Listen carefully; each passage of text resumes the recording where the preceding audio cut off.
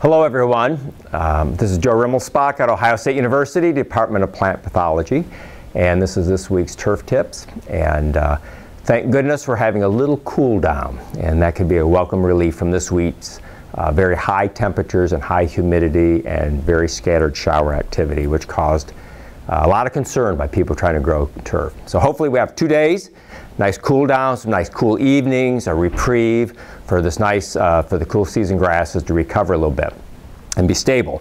But one thing I do want to mention is on sampling, we've got extremes this week.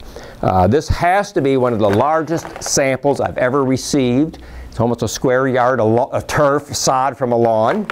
And the other extreme was this nice sample here from this envelope, and they sacrificed a few brown leaves and asked me to figure out what the problem was.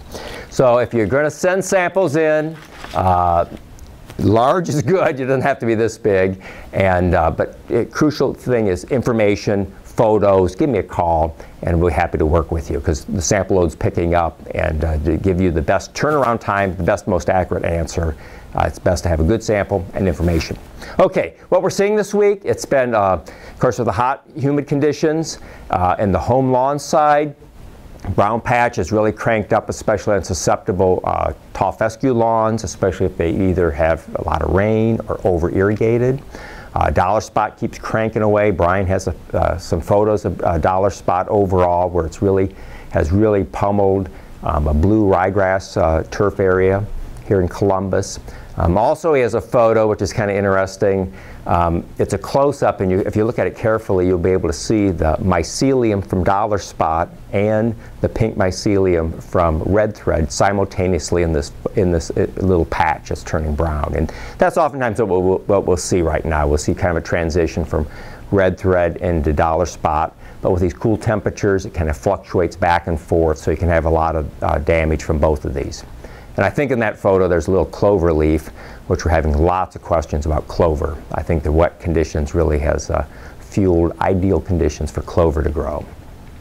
We also had one case in a lawn that had extensive damage of Pythium. It was seeded this spring, and they did everything to favor the disease. They did pick and use a seed that had a lot of rye in it. They seeded it at a very high seeding rate, so it was a very dense stand. They had a lot of fertilizer on it. They were overwatering it, so it was like the perfect conditions for Pythium, and they lost a lot of the turf. So if you're doing seeding this summer, just be aware that there can be risk at that. On the golf side, of course, things are kind of cranking along, a lot of dollar spot out there. We had one interesting case that I've never seen before. We had slime mold on a golf green, on creeping bent grass. I commonly see it on lawns, turf areas, and right now we're seeing a lot of mushrooms and slime molds because of the heat and the abundant moisture. But in this case, we have some photos here of you showing you they can be in many different colors. I have a picture here of kind of gray slime mold on turf, and also kind of a coral or reddish color. They can be reds, yellows, different colors. If you look carefully at the leaf, it'll just scrape off or brush off. It does not penetrate the leaf blade. It is not injurious. It's just climbs up on the leaf blades as a place to sporulate. So it's kind of a novelty thing. The other thing we're seeing on both in turf, in both golf courses and lawns, are patch diseases with the heat. And if you have a weak root system from these patch diseases, I think I sent Brian a picture of a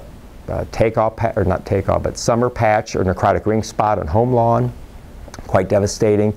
And then on the golf side, you occasionally may see takeoff patch showing up on bent grass.